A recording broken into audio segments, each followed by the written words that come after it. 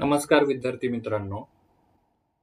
आज आपण महाराष्ट्राच्या प्राकृतिक भूगोल तसेच राजकीय भूगोलावरती जे काही आयोगाने वेगवेगळ्या परीक्षांना प्रश्न विचारले आहेत, त्यातले 20 प्रश्न सराव प्रश्नाच्या स्वरूपात आणि त्यासोबतच प्रश्नांचं काय करणार आहोत आपण विश्लेषण सुद्धा इथे घेणार आहोत. म्हणजे स्पष्टीकरण करून ते प्रश्न आपण 20 प्रश्न घेणार आहोत. तर आपल्या नोट्समध्ये कशा पद्धतीचे प्रश्न असणार आहे ते मी तुम्हाला आधी दाखवून देतो. ठीक आहे. अशा पद्धतीचे तुम्हाला इथे काय दिसणार आहे, प्रश्न एका ठिकाणी दिसेल, इकडे प्रश्न आणि या ठिकाणी पुढे स्पष्टीकरण. ठीक आहे. प्रश्न कधी आला होता ते सुद्धा पुढे टाकलेले आहे आपण आणि ही 3D डायग्राम मध्ये तुम्हाला त्याचे उत्तर दिसणार आहेत. ठीक आहे. अशा स्वरूपाचे 3D डायग्राम सोबत तुम्हाला हे प्रश्न भेटणार आहेत. ठीक आहे. एकंदरीत आपण हे बघा 3D डायग्राम आहे ही. अशा स्वरूपाचे हे आपले नोट्स आहेत. एकंदरीत 20 प्रश्न आहे या नोट्समध्ये. 20 प्रश्न आपण इथे कव्हर करतो आहे आणि या स्वरूपातले आपण आणखी लेक्चर जवळपास याचे किती पाठ 10 पाठ पर्यंत याचे लेक्चर येतील. म्हणजे त्यामध्ये तुमचं एक प्राकृतिक पूर्ण कव्हर होईल, त्यासोबत राजकीय एवढे दोन्ही कव्हर होतील. ठीक आहे. आणि हे नोट्स ना तुम्हाला डाउनलोड करता येतील. नोट्स डाउनलोड कुठून करायचे तर टेलिग्राम चॅनलवरून तुम्ही हे नोट्स डाउनलोड करू शकता आणि टेलिग्राम चॅनलची जी काही लिंक असणार आहे ते मी या व्हिडिओच्या कॉमेंट बॉक्सला देईल तुम्हाला. तिथून तुम्ही जाऊन टेलिग्राम चॅनल जॉईन करा. तिथे वेगवेगळ्या आपण नोट्स घेतले आहेत, काही व्हिडिओज बनवले, युट्यूबला टाकले आहेत, ते तुम्ही बघू शकता. त्यामध्ये सुद्धा नोट्स आहेत. ठीक आहे. या नोट्स व्यतिरिक्त आपले हे असे नोट्स आहेत. ठीक आहे. ह्या सुद्धा आपल्या नोट्स आहेत, जसं प्राकृतिक भूगोलावरचे काही मुद्दे घेतलेत आपण. ठीक आहे. परीक्षेला येणारे सगळे मुद्दे एकाच व्हिडिओमधून म्हणजे एकाच नोट्समधून आपण कव्हर करण्याचा प्रयत्न केला आहे. राजकीय भूगोलाचे काही नोट्स आहेत. ठीक आहे. त्याच पद्धतीने आपल्याकडे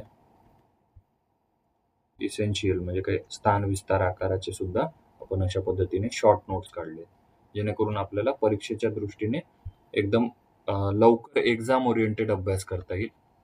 त्या हिशोबाने हे नोट्स आहेत. चला तर वेळ जास्त वेळ न घालवता आपण काय करूया तर डायरेक्ट लेक्चरला इथे सुरुवात करूया. पहिल्या प्रश्नाकडे जाऊया आपण. राज्यसेवा इथे राहून गेलाय माझ्याकडनं. मुख्य परीक्षा 2024चा हा प्रश्न आहे. काय आहे प्रश्न? खालीलपैकी कोणते विधान किंवा विधाने बरोबर आहेत? पाचगणी येथे सापडणारा जो काही जांभा खडक आहे हा बेसॉल्टच्या रासायनिक विदारीकरणापासून तयार झालेला आहे. हो, बरोबर आहे. महाबळेश्वर येथे जांभा दगड आढळतो कारण तेथे 3000 मिलीमीटर पेक्षा जास्त पाऊस पडतो. बरोबर. कोकण किनारपट्टीच्या प्रदेशात आढळणारा जांभा दगड दुय्यम स्वरूपाचा आहे. ठीक आहे. हे सुद्धा बरोबर आहे. ऑल ऑफ द अबोव याचं उत्तर असणार आहे. ठीक आहे. तर आपण इकडे स्पष्टीकरण दिलंय. ठीक आहे. आता आपण बघूया पाचगणी. ठीक आहे. पाचगणी जो आहे तो जास्त पावसाच्या प्रदेशात येतो. इथे पाऊस मोठ्या प्रमाणात आहे आणि ज्या ठिकाणी जास्त पाऊस पडतो तिथे हा जांभा दगड आढळतोय. आणि हा दगड जो काही आहे तो हे बघा आपण डायग्राम तयार केली. जास्त पाऊस पडला, हे खडक आहे बेसॉल्ट, जे कशाने तयार झाले आहे? ज्वालामुखी उद्रेक झाला. ठीक आहे. बऱ्याच वर्ष आधी इथे ज्वालामुखी उद्रेक झाला आणि ह्या उद्रेकापासून काय झालं आहे? बेसॉल्ट खडक तयार झालेला आहे आणि ह्या ठिकाणी काय होतं? अतिपर्जन्य पडल्यामुळे ह्या खडकाचं काय होतं? विदारीकरण म्हणजे लिंचिंग होतं. ठीक आहे. पाऊस पडला, विदारीकरण झालं. विदारीकरण झाल्यानंतर त्यापासून जांभा खडक तयार होतो. ठीक आहे. त्यामुळे हे विधान करेक्ट असणार आहे. महाबळेश्वरला सुद्धा अशी स्थिती आहे की तिथे सुद्धा जास्त पाऊस पडतो, जांभा दगड आढळतो कारण 3000 मिलीमीटर पेक्षा जास्त पाऊस पडतो. काही ठिकाणी आपल्याला माहिती आहे आंबोली आहे सिंधुदुर्ग जिल्ह्यातलं, त्यानंतर महाबळेश्वर आहे. महाबळेश्वर. ठीक आहे. या ठिकाणी आणखी काय पाचगणी सुद्धा येईल. या ठिकाणी काय होतं? जास्त पाऊस पडतो, त्यामुळे इथे जांभा दगड आढळतो. आणि कोकणाच्या किनारपट्टीमध्ये म्हणजे कोकण किनारपट्टीला नेमका कुठे, तर दक्षिण कोकण. दक्षिण कोकणात मोठ्या प्रमाणावर जांभा खडक तुम्हाला आढळेल आणि ह्या ठिकाणी काय आहे, हा जो काही खडक आढळतो तो दुय्यम स्वरूपाचा आहे. स्पष्टीकरणामध्ये पण आपण दिले, जांभा खडक जो काही आहे हा जास्त पावसाच्या प्रदेशात बेसॉल्ट खडकाच्या विदारीकरणापासून तयार होतो. महाबळेश्वर, पाचगणी येथे पावसाचे प्रमाण जास्त आहे आणि कोकणातील जांभा खडक हा वाहून आलेल्या असल्याने तो दुय्यम प्रकारचा आहे. ठीक आहे, वाहून आलेला आहे तो, त्यामुळे दुय्यम प्रकारचा आहे. अशा पद्धतीचं हे एक्सप्लेनेशन होतं. ठीक आहे, ऑप्शन नंबर 4 हे माझं उत्तर असणार आहे. पुढच्या प्रश्नाकडे जाऊया आपण. हा सुद्धा राज्यसेवा मुख्य परीक्षा जानेवारी 2024 मध्ये झालेली, त्याच्या परीक्षेत आलेला हा प्रश्न आहे. रिया किनारे म्हणजे जी काही कोकणची किनारपट्टी आहे त्याच्या रिया किनारे केव्हा तयार होतात, असा आपला हा प्रश्न आहे. आधी आयोग जुन्या काळात म्हणजे आता हा 24चा प्रश्न आहे, तरी त्याच्या आधीच्या वेळेस काय विचारायचा आयोग, की कोकणची जी काही किनारपट्टी आहे, कोकण किनारपट्टी म्हणूया आपण, कोकण किनारपट्टी कशा स्वरूपाची आहे. ऑप्शन असायचे रिया प्रकारची आहे, दुसरा फियार्ड, अन्य काही ऑप्शन असायचे. ठीक आहे, तर अशा पद्धतीचे 4 ऑप्शन असायचे. त्यावेळेस आपल्याला सिंगल लाईन प्रश्न होता रिया प्रकारचा. ठीक आहे, आपल्याला उत्तर माहिती होतं. मात्र हा रिया प्रकारचा जो काही किनारा आहे तो केव्हा तयार होतो असा आपल्याला प्रश्न विचारला आहे. तर मुहाने पाण्याखाली जातात तेव्हा, हे त्याचं उत्तर आहे. डेल्टा पाण्याखाली जातो तेव्हा होतं का, नाही. डेल्टा म्हणजे काय, त्रिभुज प्रदेश. त्रिभुज प्रदेश कसा तयार होतो, तर गंगा नदीमुळे कुठे तयार झालेला आहे तो, भारत आणि बांगलादेश तिकडे सुंदरबन नावाचं एक ठिकाण आहे आणि ह्या ठिकाणी त्रिभुज प्रदेश तयार झालेला आहे. तर तो कसा झाला आहे, की गंगा नदी वाहत येते आणि तिच्या वृद्धावस्थेत मध्ये हा तयार होतो. ठीक आहे, म्हणजे एकदम संत होऊन जाते ती नदी, त्यामुळे असा डेल्टा प्रदेश तयार होतो. ठीक आहे, त्याला काय म्हणतात, डेल्टाचा प्रदेश म्हणतात. त्याच्यामुळे रिया किनारे तयार होतात का, नाही, हे उत्तर नसणार आहे. रिया किनारे तेव्हा तयार होतात जेव्हा समुद्र पातळी वाढल्यामुळे किंवा किनारपट्टीची जमीन खचल्याने जी काही पाण्याखाली जाते ना जमीन, त्यामुळे रिया किनारे तयार होत असतात. आणि हे तिसरं सुद्धा उत्तर नसणार आहे. उंचावरील अडथळा निर्माण होतो तेव्हा होतो का, नाही. ठीक आहे, महाराष्ट्राची कोकणाची जी किनारपट्टी आहे ती रिया प्रकारची आहे, ओळखली जाते रिया कोस्टलाईन. ओके, पाण्याखाली चालली. पुढच्या प्रश्नाकडे जाऊया आपण. राज्यसेवेचा हा प्रश्न आहे 2024चा. जोड्या लावाचा प्रश्न विचारला होता. एका ठिकाणी तुम्हाला किल्ले दिले होते आणि दुसऱ्या ठिकाणी अक्षवृत्ते दिले होते. ठीक आहे, अशा स्वरूपाचा जो काही प्रश्न आहे हा फॅक्ट असतो. काही प्रमाणात तिथे कन्सेप्ट पण लावता येते, पण पूर्ण पद्धतीने कन्सेप्ट इथे काम करणार नाही. जर तुम्हाला माहितीच नसेल की प्रतापगड कुठे आहे, दौलताबाद कुठे, नळदुर्ग, यशवंतगड हे कुठे आहेत, तर तुम्हाला हे अक्षवृत्ते एक्झॅक्ट सांगता येणार नाही. ठीक आहे, थोडाफार तुम्ही लावू शकता लॉजिक. आयोगाने याचं उत्तर पर्याय क्रमांक 4 दिलं आहे. ठीक आहे, या ठिकाणी मी तुम्हाला स्पष्टीकरण सुद्धा दिलंय की प्रतापगड किती डिग्रीवरती आहे, दौलताबाद, नळदुर्ग, यशवंतगड. ठीक आहे, अक्षवृत्तीय स्थान लॅटिट्यूड लॉन्जिट्यूड वरती आपण एक काय घेतलं आहे, नोट्स मध्ये आहे आपल्या, अक्षवृत्त आणि रेखावृत्त काय आहेत. ठीक आहे, इथे तुम्ही बघू शकता. हे नोट्स आपण टेलिग्राम चॅनलला ऑलरेडी शेअर केले आहेत. अक्षवृत्ते किती आहेत, हे आडवी जी आहेत ती अक्षवृत्ते, उभी आहेत ती रेखावृत्ते. आडवी पूर्ण वर्तुळाकार आहे, तर रेखावृत्ते काय आहे, अर्धवर्तुळाकार स्वरूपाची असतात. सर्व रेखावृत्ते जी काही आहे ती आकाराने सारखी आहे. अक्षवृत्ते ध्रुवाकडे छोटी होत जाणार आहे. ठीक आहे, याच्यावरून तुम्ही लक्षात घेऊ शकता. एक मध्ये असणार आहे वरती 90, खाली 90, 90 दुने 180 आणि हा मधला एक 0 डिग्री म्हणजे 181 काय असणार आहे अक्षवृत्त, आणि रेखावृत्तांची संख्या काय असणार आहे, अशा वरून खाली येत आहेत ना ह्या, त्यामुळे ह्या 360 फिरणार आहेत म्हणजे 360 आहेत. एवढं लक्षात घ्या.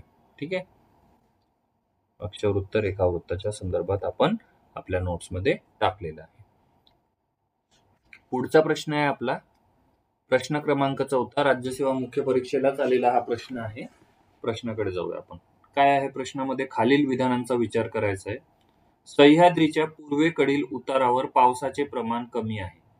सह्याद्री पर्वत आहे हा, असा सह्याद्री मी तुम्हाला डायग्राम मध्ये दाखवलाय. हा याचा पूर्व भाग ईस्ट इकडे आहे आणि इकडे वेस्ट आहे. ठीक आहे, ही वेस्ट बाजू आहे, ती ईस्ट बाजू आहे. पूर्वेकडील उतारावर पावसाचे प्रमाण कमी आहे का? तर इथे पावसाचे प्रमाण कमी आहे.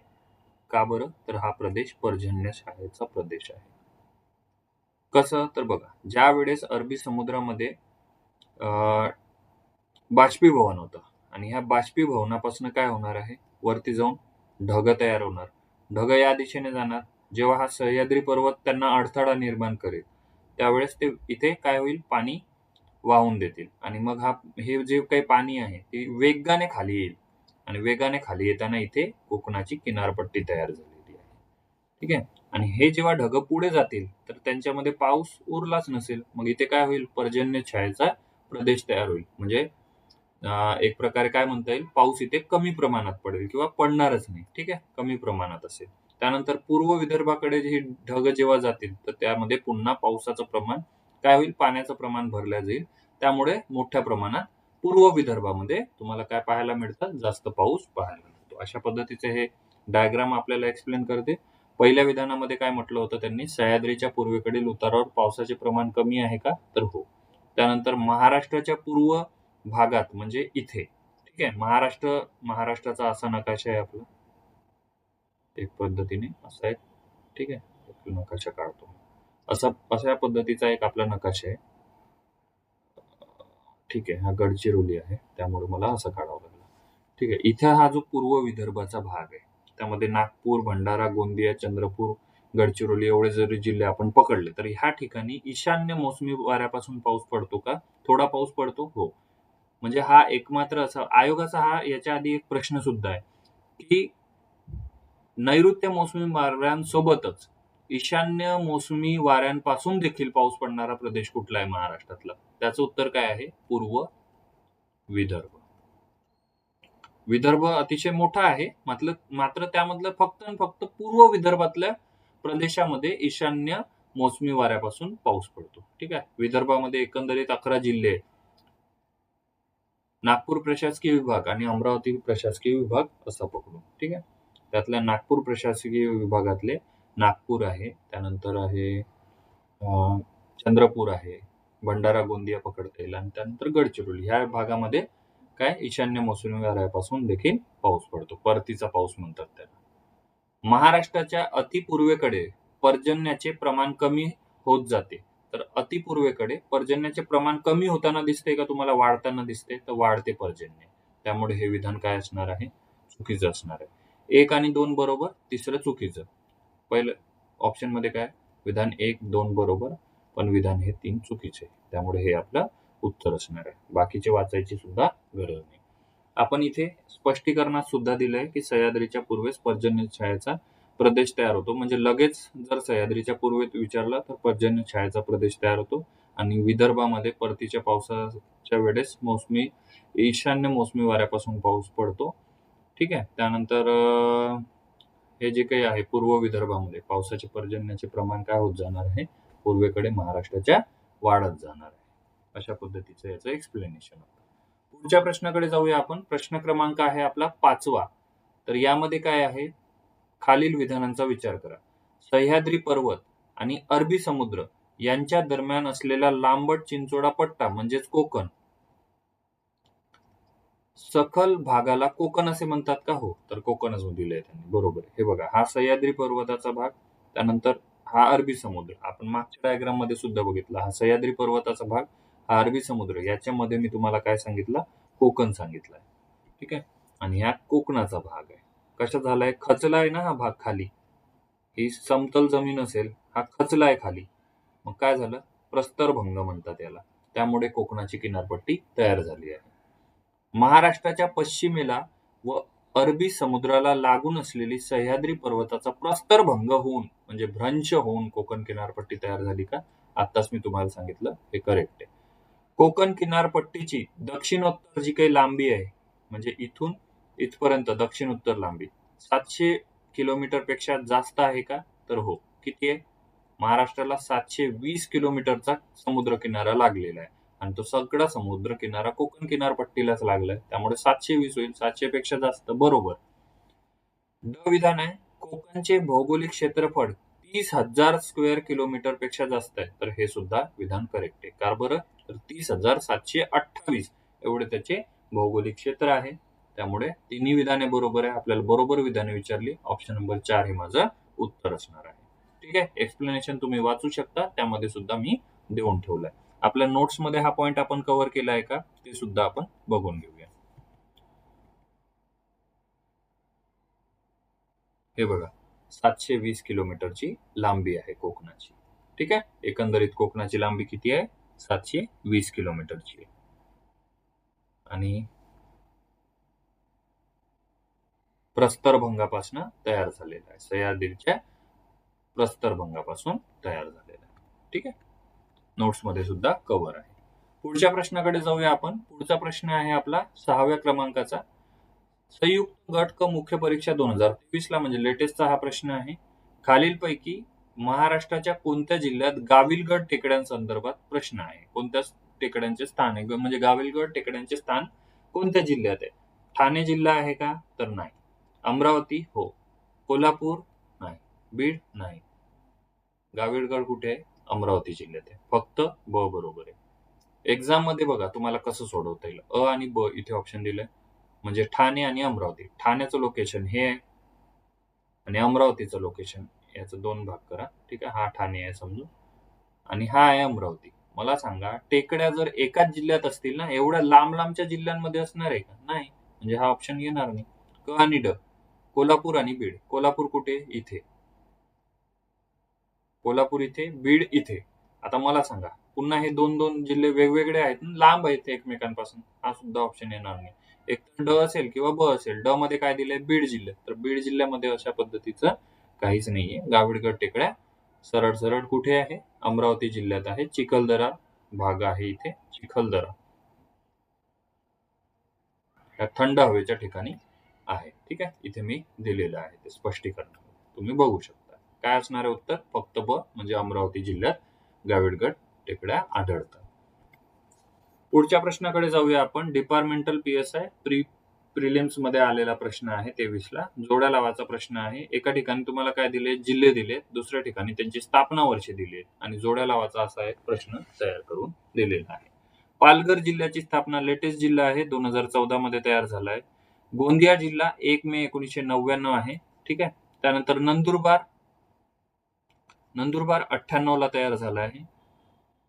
त्यानंतर गडचिरोली 1982 ला 26 ऑगस्टला तयार झालेला आहे. अशा पद्धतीने जोड्या कोणत्या याच्यात जोडल्या आहेत? तर ऑप्शन नंबर 2 मध्ये आहे. ठीक आहे. 1, 3, 2 आणि 4. हा ऑप्शन नंबर 2 हे माझं उत्तर असणार आहे. स्पष्टीकरण सुद्धा तुम्हाला दिलंय मी. आपल्या नोट्स मध्ये सुद्धा आपण कव्हर केलंय हे. महाराष्ट्राच्या राजकीय भूगोलात आपण कव्हर केलंय की महाराष्ट्राच्या संदर्भात जे जिल्हा निर्मितीचा क्रम आहे तो आपण दिलेला आहे. हे बघा. जिल्ह्यांची पुनर्रचना करण्यात आली. महाराष्ट्राच्या निर्मिती वेळेस किती? 26 जिल्हे होते 1 मे 1960 ला आणि सध्या किती आहे? 36 जिल्हे आहेत. 1 मे 1981 ला रत्नागिरीपासून सिंधुदुर्ग तयार झालाय. त्यानंतर छत्रपती संभाजीनगर पासून जालना तयार झाला. 82 ला लातूर आणि 82 लाच गडचिरोली तयार झाला. गडचिरोलीचं विचारलं 1982 आहे उत्तर. त्यानंतर आहे मुंबई 1990 ला शरदचंद्र पवार हे मुख्यमंत्री असताना तयार झालाय. अकोल्यापासून वाशिम, धुळ्यातून नंदुरबार तयार झाला 98 ला. नंदुरबार 98. त्यानंतर परभणीतून हिंगोली आणि भंडाऱ्यातून गोंदिया 1 मे 99 ला. 1 मे 99 ला गोंदिया तयार झालेला आहे. त्यानंतर पालघर जिल्हा जो काही लेटेस्ट आहे तो 1 ऑगस्ट 2014 ला पृथ्वीराज चव्हाण मुख्यमंत्री असताना महाराष्ट्र राज्याचे त्या ठाण्यातून वेगळा होऊन नवीन जिल्हा तयार झाला आहे. ठीक आहे. म्हणजे आपल्या नोट्समध्ये सुद्धा हे पॉइंट्स आपण कव्हर करण्याचा प्रयत्न केला होता आणि ते आहे. ठीक आहे. परीक्षेला वेगवेगळ्या तुम्हाला हे प्रश्न पाहायला मिळतील. पुढच्या प्रश्नाकडे जाऊया आपण. प्रश्न क्रमांक आहे आपला 8वा. सह्याद्री पर्वताची एक शाखा सोलापूर जिल्ह्याकडे जाते. ती शाखा या नावाने ओळखली जाते. सह्याद्री पर्वत, त्याची शाखा, प्राकृतिक भूगोल, महाराष्ट्राचा प्राकृतिक भूगोल. त्याच्यामध्ये हा आहे सह्याद्री पर्वत.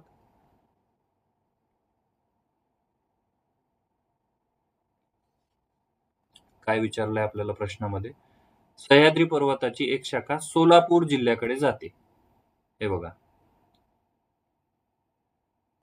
आता तुम्ही महाराष्ट्राचा जर नकाशाचा विचार केला, तर असा नकाशा आहे आपला. नकाशा, एक मिनिट मी तुम्हाला नकाशा दाखवतो. हा नकाशा आहे. ठीक आहे. तर हा आहे सोलापूर जिल्हा. पुणे, सातारा, सांगली, कोल्हापूर आणि हा सोलापूर. ठीक आहे. हा पक्षाचा आकाराचा दिसतोय तुम्हाला, तो सोलापूर आहे. प्रश्न काय होता आपल्याला? सह्याद्री पर्वताची एक शाखा सोलापूर जिल्ह्याकडे जाते. ठीक आहे. अशी एक जाणार आहे शाखा. ठीक आहे. सातारा, सांगली ते कर्नाटक दरम्यान जे काही आहे आणि सोलापूर जिल्ह्यातनं पण याचा काही भाग जातो. शंभू महादेव डोंगररांग आहे ती. ठीक आहे. शंभू महादेव डोंगररांग आहे. ठीक आहे. इथे एक्सप्लेनेशन मध्ये सुद्धा सांगितलं मी, शंभू महादेव डोंगररांग आहे. आणि त्यामुळे काय असणार आहे? महादेव हा त्याचं उत्तर असणार आहे. ऑप्शन नंबर 2 माझं उत्तर आहे. शंभू महादेव डोंगररांग ही सह्याद्रीची प्रमुख उपरांग असून ती सातारा, सांगली आणि सोलापूर जिल्ह्यांमध्ये विस्तारलेली आहे. ही रांग कृष्णा आणि भीमा नद्यांची खोरी वेगळी करते. त्यामुळे काय आहे? शंभू महादेव त्याचं उत्तर असणार आहे महादेव डोंगररांग. ऑप्शन मध्ये दिलंय. ऑप्शन नंबर 2 हे माझं उत्तर असेल. पुढच्या प्रश्नाकडे जाऊया आपण. पुढचा प्रश्न आहे दख्खनच्या पठारासंदर्भात. दख्खनचे पठार हे बेसॉल्ट व ग्रॅनाइट खडकांनी बनलेले आहे का? तर हो. त्याचं कारण विचारलंय आपल्याला. अ, ब, क, ड ऑप्शन दिले. खाली पर्याय पुन्हा दिले. या ठिकाणी अ मध्ये काय दिले? या ठिकाणी जास्त उष्णता आहे. बरोबर. ज्वालामुखी प्रक्रिया झाली का? हो. भूकंप क्षेत्र आहे का? भूकंप क्षेत्र आहे का? तर भूकंप क्षेत्र नाहीये. समुद्राचे सानिध्य वगैरे नाही डेक्कन प्लॅटूला. जास्त उष्णता आहे का? तर हा प्रश्न उष्णता आहे, मात्र जास्त पद्धतीने कमी आहे हे असं नाही सांगू शकत आपण. त्यामुळे हे सुद्धा नाही. ज्वालामुखी प्रक्रियेपासून बेसॉल्टची निर्मिती तयार झालेली आहे. आपल्याला काय विचारलं आहे? दख्खनचे पठार बेसॉल्ट आणि ग्रॅनाइट खडकांनी बनलेले आहे. त्याचं कारण विचारलं. त्यामुळे काय आहे? ज्वालामुखी प्रक्रियेतून हा तयार झाला आहे. असा ज्वालामुखी होता. एक दिवस तो काय झाला आहे? उफाडला गेला आणि बाहेर आला. बाहेर आल्यानंतर हा ज्वालामुखी इकडे-तिकडे पसरला आणि पसरल्यानंतर बऱ्याच काळाने तो काय झाला? थंड झाला आणि थंड झाल्यानंतर तिथे बेसॉल्टचे थर निर्माण झाले. अशा पद्धतीने दख्खनच्या पठाराची ती काय झाली? निर्मिती झाली. त्यालाच महाराष्ट्र पठार आपण म्हणतो. ठीक आहे. आणि ह्या महाराष्ट्र पठाराने म्हणजे दख्खनच्या पठाराने सुमारे महाराष्ट्राचा 86% भाग व्यापलेला आहे. महाराष्ट्राचा असा जर विचार केला, असा हा आपला महाराष्ट्र काढूया आपण. 1 मिनिट. महाराष्ट्र चुकायला नको आपल्याकडे. जवळपास आपण काढू शकतो. ठीक आहे. अशा पद्धतीने जर महाराष्ट्र आपण काढला समजा. ठीक आहे. एक्झॅक्ट आकृती नाही आहे ही, मात्र लक्षात येईल तुम्हाला महाराष्ट्र अशा पद्धतीचा. हा जो कोकण किनारपट्टी आहे, ही एवढा भाग आणि पूर्व विदर्भाचा भाग एवढा जर वगळला ना तुम्ही, एवढा सगळा काय आहे? MH पठार आहे. म्हणजेच दख्खनचा पठार आहे एवढा भाग. ठीक आहे. अशा पद्धतीने याचं उत्तर आहे. पुढच्या प्रश्नाकडे जाऊया आपण. संयुक्त गट ब मुख्य परीक्षा 2023 चा हा प्रश्न आहे. प्रश्न क्रमांक आहे 10वा. खालीलपैकी कोणते बेट नाही असं तुम्हाला विचारलंय. सालसेट काय आहे? बेट आहे ज्याच्यावरती मुंबई वसलेली आहे. खांदेरी उंदेरी हे सुद्धा बेट आहे. त्यानंतर साल्लेर हा बेट नसून काय आहे? शिखर आहे. आणि कुठे आहे हे? नाशिक मध्ये आहे. साल्लेर ड हे नाशिक जिल्ह्यातील सह्याद्री पर्वतरांगेतील एक उंच शिखर आहे व किल्ला आहे. ते बेट नाही. ठीक आहे. बेट नसलेला विचारलाय. फक्त ड. फक्त ड. ऑप्शन नंबर 3 हे माझं उत्तर असेल. सालसेट ज्यावर मुंबई वसली आहे, सालसेट बेट आहे. खांदेरी उंदेरी ही महाराष्ट्राच्या किनारपट्टीवरील काय आहे? बेटे आहेत. अचूक पर्याय काय आहे? पर्याय क्रमांक 3. साल्लेर 1567 मीटर. पुढच्या प्रश्नाकडे जाऊया आपण. पुढचा प्रश्न आहे आपला प्रश्न क्रमांक 11. PSI मुख्य परीक्षा 2023 चा प्रश्न आहे. थंड हवेची ठिकाणे व ते कोणत्या जिल्ह्यात आहे ह्या संबंधी जोड्या लावाचा प्रश्न आहे. एका ठिकाणी जिल्हे, एका ठिकाणी थंड हवेचे ठिकाण. सातारा, नंदुरबार, पुणे, पालघर, जव्हार, खंडाळा, महाबळेश्वर, तोरणमाळ. साताऱ्याला कोणतं आहे मग? महाबळेश्वर. स्ट्रॉबेरीसाठी फेमस आहे. इथे मी तुम्हाला स्ट्रॉबेरी काढून दाखवली. तोरणमाळ नंदुरबार, इथे अस्तंभा शिखर आहे. अस्तंभा, ठीक आहे. अस्तंभा शिखर तोरणमाळ मध्ये, तो कुठे आहे? नंदुरबार जिल्हा. पुनाडा, माफ करा, माझं थोडं बोलण्यामध्ये काय होतंय, फंबल होतोय, कारण मी थोडं घाबरतोय शिकवताना, कारण माझ्याकडनं चुकीचा डेटा जायला नको म्हणून मी घाबरतोय. ठीक आहे, त्यामुळे थोडं सांभाळून घ्या. ठीक आहे. पुण्यामध्ये काय आहे तर खंडाळा आहे. लोणावळा, खंडाळा, लोणावळा, त्यानंतर खंडाळा हे ठिकाण कुठे आहे तर पुण्यामध्ये आहे. त्यानंतर पालघर जिल्ह्यामध्ये तुम्हाला जव्हार हे ठिकाण दिसणार आहे. जव्हार, पालघर, तोरणमाळ नंदुरबार, इथे अस्तंभा शिखर आहे. महाबळेश्वर साताऱ्याला आहे, खंडाळा पुण्याला आहे. ठीक आहे, अशा पद्धतीने याचे जोड्या कुठे जोडतात? पर्याय क्रमांक 4 ला ते उत्तर असणार आहे. आणि एक गोष्ट हे बघा, तुम्हाला स्पष्टीकरणामध्ये सुद्धा दिले, आणि जव्हारला ना ठाणे किंवा पालघर जिल्ह्यातलं महाबळेश्वर म्हणतात, एवढं लक्षात ठेवा. याच्यावर आयोग प्रश्न विचारू शकतो तुम्हाला. पुढच्या प्रश्नाकडे जाऊया आपण. PSI मुख्य परीक्षा 2023 चा प्रश्न आहे. घाट आणि त्यांचे स्थान म्हणजे मार्ग असलेल्या जोड्या लावायचा आहे आपल्याला. घाट कोणत्या 2 मार्गामध्ये आहे? ठीक आहे, आंबेवडी झालं इथे, पण आंबेनळी आहे ते. ठीक आहे, आंबेनळी घाट कुठे आहे मग? तर लक्षात ठेवायचं. महाबळेश्वर, महाड, रायगड जिल्ह्यातलं महाड आणि महाबळेश्वर सातारा. आत्ताच आपण इथे बघितले साताऱ्यातलं महाबळेश्वर. ठीक आहे. त्यानंतर आंबोली, बेडगाव, सावंतवाडी, खंबाटकी, पुणे, सातारा, हनुमंते घाट, कोल्हापूर, कुडाळ. हनुमान म्हटलं, हनुमंते म्हणजे क क. ठीक आहे, असं लक्षात ठेवा, म्हणजे हनुमंते लक्षात राहील. आंबेनळी म्हटलं की म लक्षात ठेवायचं. आंबोली, बेडगाव, सावंतवाडी, त्यानंतर खंबाटकी, पुणे, सातारा. अशा पद्धतीने घाटांचा क्रम आहे. ठीक आहे, जोडी कुठे लागेल? अला 3, अला 3 इथे दिसतोय. त्यानंतर आंबोली, बेडगाव, सावंतवाडी, त्यानंतर खंबाटकी, पुणे, सातारा, आणि हनुमंते घाट कुठे आहे? कोल्हापूर, कुडाळ. ऑप्शन नंबर 2 आहे माझं उत्तर. ठीक आहे, हे काही जे काही घाट आहेत ते इथे मी तुम्हाला दिले आहेत, पाठ करून घ्या. वारंवार याच्यावरती आयोग प्रश्न विचारतो. आपण घाट कव्हर केलीत का ते बघून घेऊया.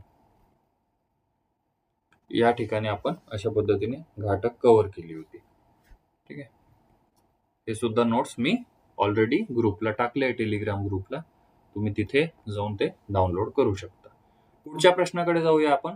PSI मुख्य परीक्षेला आलेला प्रश्न आहे. प्रश्न क्रमांक 13 आहे आपला आजचा.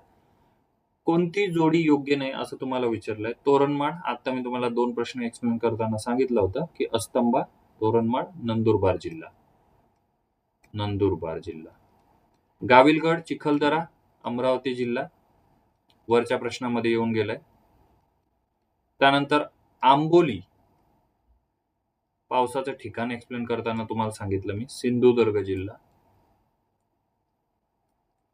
त्यानंतर गरमसर किंवा गरमसूर जे काही म्हणतो आपण ते नागपूरला आहे. चिरोली, गडचिरोलीला आहे. हे बरोबर आहे, हे सुद्धा बरोबर होतं, हे सुद्धा बरोबर होतं. चुकीचं काय आहे? तिसरा पर्याय. का बरं? तर आंबोली कुठे? सिंधुदुर्ग जिल्ह्यात, आणि गरमसूर नागपूरला आहे. त्यामुळे पर्याय क्रमांक 3 हे माझं काय असणार आहे? उत्तर असणार आहे. आंबोली हे थंड हवेचे ठिकाण आहे. इतर सर्व ज्या काही जोड्या आहेत त्या बरोबर आहेत. आंबोली इथे आहे आणि नागपूरमध्ये गरमसूर या ठिकाणी आहे. थोडं लक्षात घ्या. पुढच्या प्रश्नाकडे जाऊया आपण. ASO मुख्य परीक्षा 2023 चा हा प्रश्न आहे. प्रश्न क्रमांक आहे 14. महाराष्ट्रातील किती जिल्ह्यांचा किंवा किती जिल्ह्यांच्या सीमा कर्नाटक राज्याला लागलेल्या आहेत? ठीक आहे, कर्नाटक राज्य महाराष्ट्राच्या दक्षिणेकडे आहे, आणि ह्या ठिकाणी तुम्हाला पाहायला मिळतील नांदेड, लातूर, धाराशिव, सोलापूर, सांगली, कोल्हापूर आणि सिंधुदुर्ग. एवढ्या जिल्ह्यांना, म्हणजे एकंदरीत हे 7 जिल्हे आहेत, तर 7 जिल्ह्यांना महाराष्ट्राची सीमा लागलेली आहे कर्नाटक राज्याशी. ठीक आहे, 7 जिल्ह्यांची. आपल्या नोट्स मध्ये सुद्धा हा आपण पॉइंट कव्हर केला होता. राजकीय भूगोल या नोट्स मध्ये असेल, आपल्याला बघायला मिळेल ते. बघूया.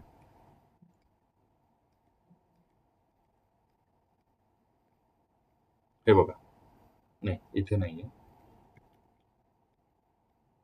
एक मिनिट, इथे नसेल. ते असेल पहिल्या पार्टला.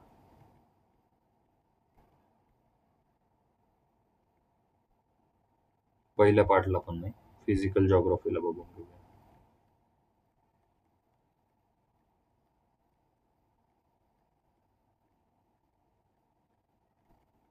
एक मिनिट. कव्हर केलाय मी हा मुद्दा, मला आठवतोय. सध्या आपल्याला मिळत नाहीये ते कुठे कव्हर केलंय. राजकीय भूगोल सुद्धा एकदा बघू.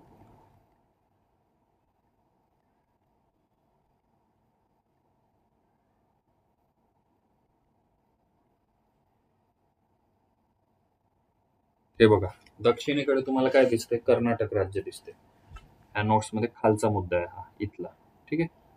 दक्षिणेकडे कर्नाटक राज्य 7 जिल्हे आहे. सिंधुदुर्ग आहे, कोल्हापूर, सांगली, सोलापूर, धाराशिव, लातूर आणि नांदेड. ठीक आहे. आणि इतर जिल्ह्यांचा सुद्धा मी इथे देण्याचा प्रयत्न केला होता.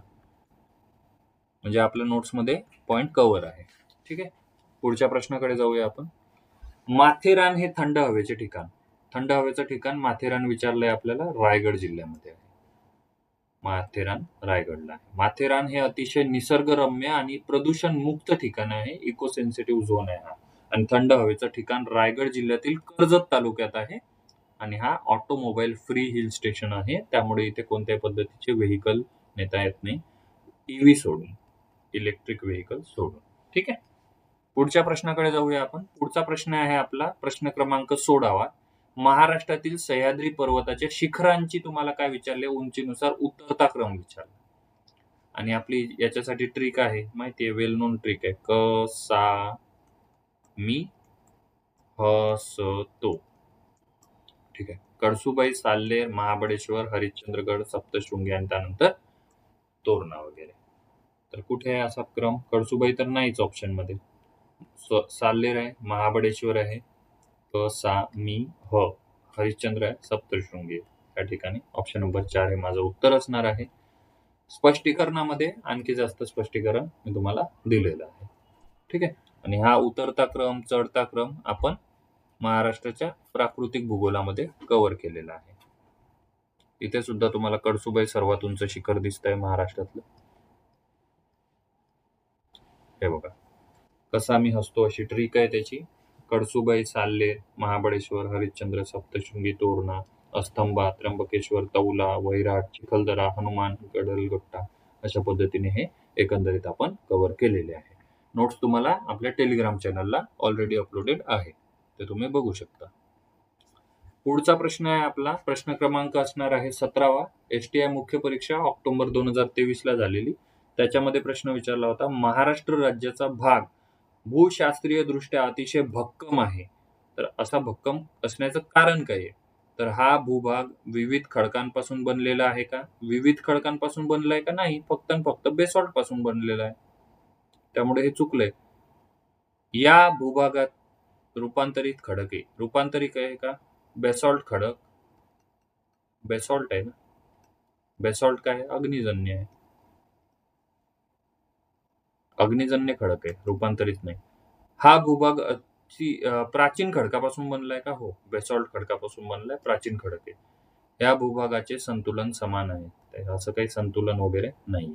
ठीक आहे. प्राचीन खडक आहे, त्यामुळे ऑप्शन नंबर काय असणार आहे? तिसरं माझं उत्तर आहे. महाराष्ट्र पठार हे ज्वालामुखीच्या उद्रेकातून तयार झालंय. बेसॉल्ट हे अतिशय कठीण, एकसंघ आणि प्राचीन अग्निजन्य खडक आहे.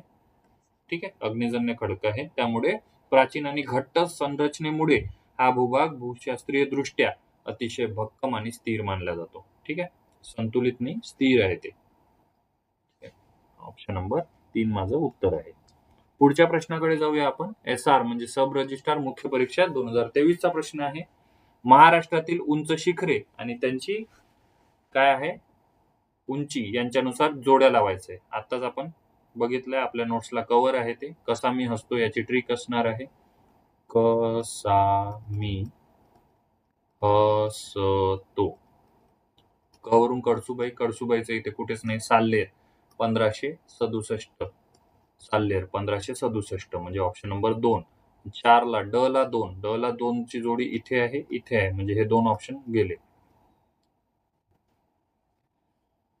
क सा मी वरून महाबळेश्वर 1438, 1438 महाबळेश्वर 1438 1 म्हणजे क ला 1, क ला 1 इथे पण आहे, इथे पण आहे. त्यानंतर तोरणा, तोरणा नाही, क सा ह स्तोर, ह वरून हरिश्चंद्रगड, हरिश्चंद्रगड मोठा आहे. त्यानंतर सप्तशृंगी, त्यानंतर तोरणा. आपल्याला पाठ जरी नसले तर हरिश्चंद्रगड म्हणजे याच्यानंतर काय येणार आहे, हरिश्चंद्रगड म्हणजे हे असणार आहे 4. इथे 4 असणार आहे, इथे 3 असणार आहे. त्यामुळे 4 3 1 2, 4 3 1 2 पहिलं ऑप्शन उत्तर आहे. ठीक आहे. पुढच्या प्रश्नाकडे जाऊया आपण. इकडे एक्सप्लेनेशन आहे, तुम्हाला वाचू शकता तुम्ही. पुढच्या प्रश्नाकडे जाऊया आपण. ऑप्शन नाही, पुढच्या प्रश्नाकडे जाऊया. एसआर मुख्य परीक्षा 2023 ला प्रश्न आलाय की महाराष्ट्रातील किती जिल्ह्यांच्या सीमा शेजारील मध्य प्रदेश राज्याला लागले. वरती एक प्रश्न बघितला आपण, कर्नाटक. केरळला तर आपली सीमा लागलेलीच नाही. ठीक आहे. कर्नाटकला किती जिल्ह्याच्या सीमा लागलेल्या आहे, आपल्याला असा प्रश्न विचारला होता. त्याचं उत्तर होतं 7. सर्वाधिक सीमा MP ला लागले, त्याचं उत्तर आहे 8. ठीक आहे. नंदुरबारची लागली आहे, धुळे, जळगाव, बुलढाणा, अमरावती, नागपूर, भंडारा आणि गोंदिया एवढ्या जिल्ह्यांची सीमा लागलेली आहे. आपल्या नोट्सला सुद्धा आपण कव्हर केलं आहे. हे बघा इथे सर्वाधिक 8 जिल्हे. त्यानंतर गुजरातला 4, छत्तीसगडला 2, तेलंगणाला 4, गोव्याला 1 आणि कर्नाटकला 7. तुम्ही हे पाठ करून ठेवा, जेणेकरून परीक्षेला आता हा प्रश्न आलाय, हा आलाय, पुढे छत्तीसगड विचारू शकतात, तेलंगणा, गोवा, त्यानंतर गुजरात. 1 2 3 4 5 6 6 काय आहे राज्यांच्या सीमा लागल्या आणि एक केंद्रशासित प्रदेश आहे दादरा नगर हवेली. ठीक आहे, एवढं लक्षात ठेवा. पुढच्या प्रश्नाकडे जाऊया आपण. पुढचा प्रश्न आपल्या ह्या सेशन मधला शेवटचा प्रश्न आहे. प्रश्न क्रमांक 20 आहे. राज्यसेवा पूर्व परीक्षेला 2023 ला आलेला प्रश्न. भारताच्या प्राकृतिक नकाशात महाराष्ट्राचे जे काही पठार आहेत ते खालीलपैकी कोणत्या रंगाने दर्शवले. तर महाराष्ट्राचं पठार नेहमी पिवळ्या कलरमध्ये दर्शवलं आहे. असा पिवळा नाही येतो, तर पिवळ्या कलरमध्ये लक्षात ठेवा तुम्ही. त्यानंतर तुम्हाला आता पुढचा प्रश्न काय येऊ शकतो की पर्वत कशात दाखवले, तपकिरी कलरमध्ये. ठीक आहे, तपकिरी रंग माउंटेन्स आहे. त्यानंतर हिरव्यामध्ये मैदान, ग्रीनरी दाखवली तुम्हाला की मैदान म्हणायचं. असा हा आपला महाराष्ट्र आहे. ठीक आहे, असा महाराष्ट्र आहे एकंदरीत. आणि ह्या महाराष्ट्रामध्ये हा जो पठार आहे, हा पठार तो तुम्हाला पिवळ्या कलरमध्ये दाखवला, पिवळा आहे. ठीक आहे.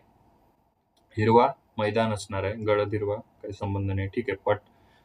पर्वत रांगा जी दाखवली ती तपकरीमध्ये दाखवली असतात. अशा पद्धतीने आपले 20 प्रश्न आपण इथे कव्हर केले आहे. होप तुम्हाला हे लेक्चर आवडलं असेल, आणि आवडलं असेल तर चॅनलला सबस्क्राईब करा, शेअर करा तुमच्या मित्रांना. सांगा की अशा पद्धतीचे लेक्चर आहेत युट्यूबला अवेलेबल, जेणेकरून तुमचा अभ्यास होईल. ठीक आहे. एकंदरीत 10 आपण पार्टमध्ये हे लेक्चर्स घेणार आहोत. आपला हा पहिला पार्ट होता. 20 प्रश्न यामध्ये आपण कव्हर केले. धन्यवाद. भेटूया आपल्या पुढच्या लेक्चर.